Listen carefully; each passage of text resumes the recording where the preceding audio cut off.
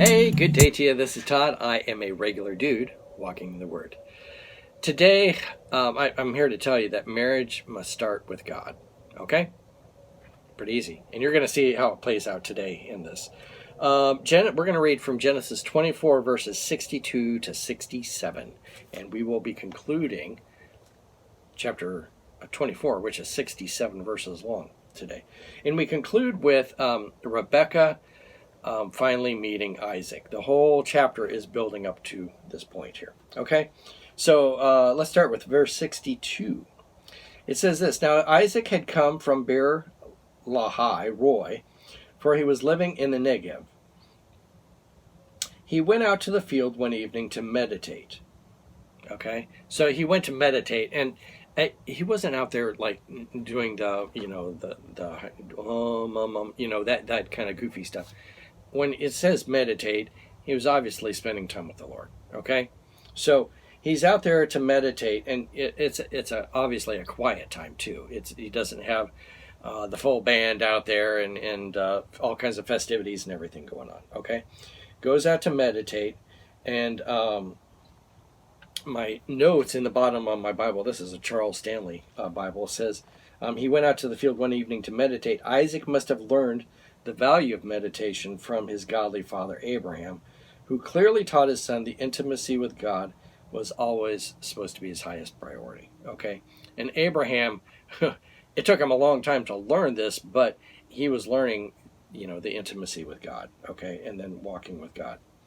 Okay, so he's out there meditating. He went out to the field to meditate. This is verse 63. And as he looked up, he saw camels approaching. Rebecca also looked up and saw Isaac. She got down from her camel and asked the servant, "Who is that man in the field coming to meet us?" "He is my master," the servant answered. So she took her veil and covered herself. Then the servant told Isaac all he had done.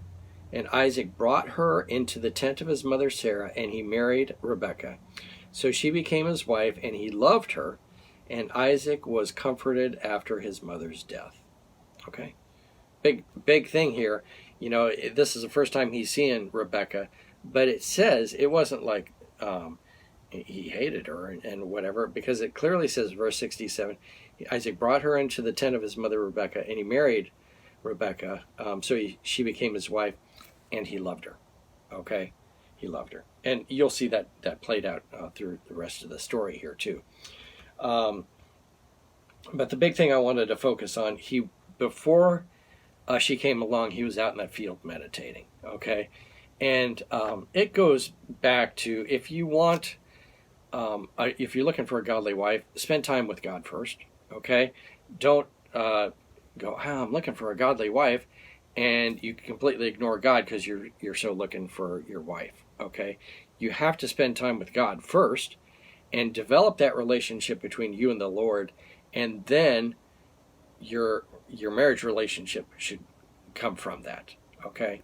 So, and I go back all the time to, there's a great book by I forget the guy's name now, but a pastor. He has since passed away in an airplane accident, but he's a pastor in the Bahamas, was a pastor in the Bahamas, and he wrote a lot on the purpose of your life and stuff. His name was Miles Monroe, that's who it was. Miles Monroe, and he wrote about several books on marriage, okay? And the thesis of his books is, you need to be strong with your walk in the Lord before you get married. Don't get married if your walk with the Lord is weak, okay? Because what's happening is, so you need to be strong in the Lord by yourself. Okay, this is myself, and this is my wife. She needs to be strong in the Lord too, okay? And so we are independent, and then we come together, and we're strong in the Lord with each other, okay? However, sometimes this is what happens is, I'm not strong in the Lord, and my relationship with the Lord is weak, and I'm so looking for a wife, and then the wife is the same way, and we end up leaning on each other, expecting them to fulfill my relationship to God, and it's not going to happen. And we're leaning on each other, and what's going to happen? Something's going to happen. One's going to fall on the other, okay?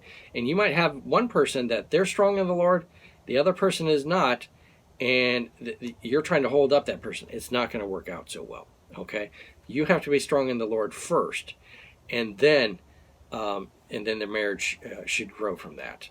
Okay, so hopefully that makes sense to you. It's pretty simple when you think about it, but it's something that many people don't follow. All right, thank you for watching. I'm just a regular dude walking in the Word, and I look forward to seeing you tomorrow as we continue our journey through Genesis. Lord's blessing. I'll see you then.